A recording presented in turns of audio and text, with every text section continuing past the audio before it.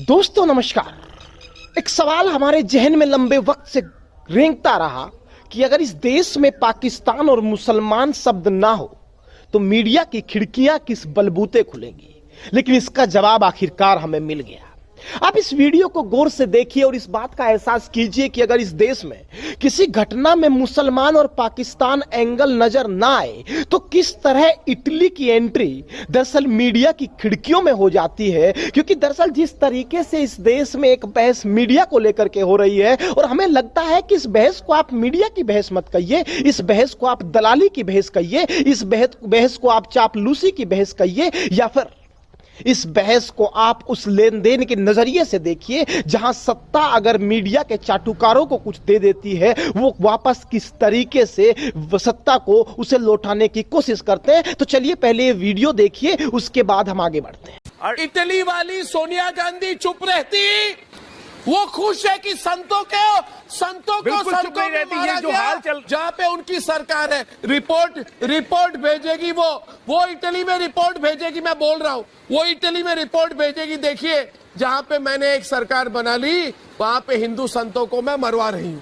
तो देखा आपने कि जब मुसलमान, पाकिस्तान और जमात का एंगल दरअसल मीडिया को नहीं मिलता है तो किस तरीके से इटली की एंट्री होती है। क्योंकि महाराष्ट्र की घटना के दो पहलू बहुत मुख्य थे।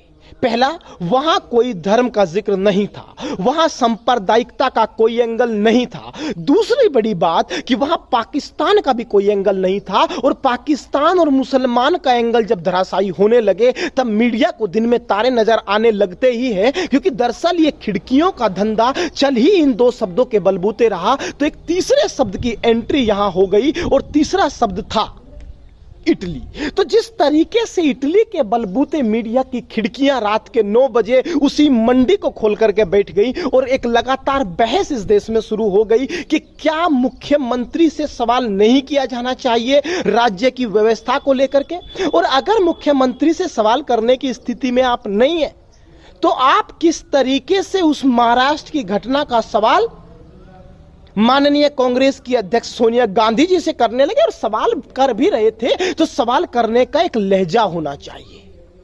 क्या आप कुछ इस तरीके से फ्रस्ट्रेट हो गए हैं कि कुछ इस ऐसे शब्दों का प्रयोग आप कर रहे हैं जिन शब्दों को ठीक नहीं माना जा सकता। और एक दूसरा बड़ा सवाल और भी है कि आपने नरेंद्र मोदी का इंटरव्यू मुख्यमंत्री के तौर पर करण थापर के साथ देखा होगा। हमें लगता है कि ये चूक कांग्रेस से भी हुई कि दरअसल कांग्रेस ने मीडिया की इन खिड़कियों के अंदर चमकती दलाली को देखा ही नहीं। मीडिया का जो हाल दरअसल हो चुका था, कांग्रेस ने वक्त को परखा ही नहीं और मीडिया की इन खिड़कियों में अपने प्रवक्ता भेजती रही। आपको एक बात समझनी चाहिए कि जो व्यक्ति रात के 9 बजे आकर के लोगों को अपमानित करता है, अलग अलग बातों के जरिए लोगों का सम्मान को खत्म करने की कोशिश करता है, मैं इस बात को सोच करके हैरान हूं कि वो कौन लोग हैं जो इन खिड़कियों में दोबारा चले जाते हैं।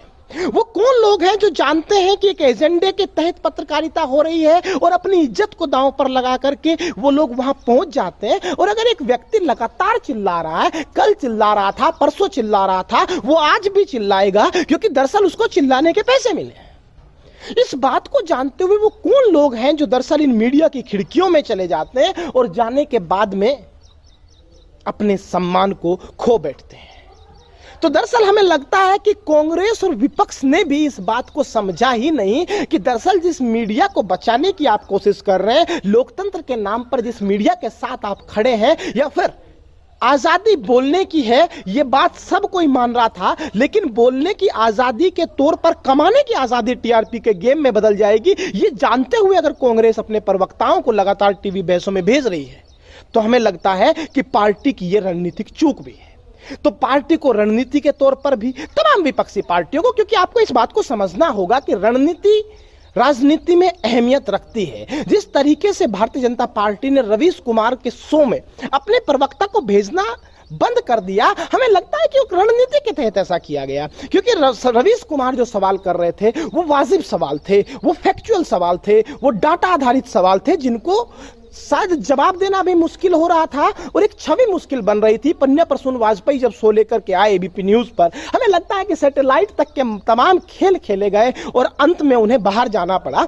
तो अगर भारतीय जनता पार्टी मीडिया को लेकर के रणनीति बना रही है तो हमें लगता है कि विपक्षी पार्टियों के पास आज के वक्त में ना ही तो कोई नीति है और ना ही कोई नीति होने के जरिए विपक्षी पार्टियां आज भी बंद आंखों को चलते हुए इन खिड़कियों में अपने प्रवक्ताओं को भेज दे रही हैं, जहां उनका लगातार अपमान हो रहा है। और इस तरह अगर अपमान होता रहा तो हमें लगता है कि लोकतंत्र को बचाने के जरिए दलालों की मंडी की रौनक बढ़ाने से लोकतंत्र नहीं बचेगा। ये बात हर पार्टी, हर व्यक्ति को समझनी होगी। बहुत बहुत धन्यवाद।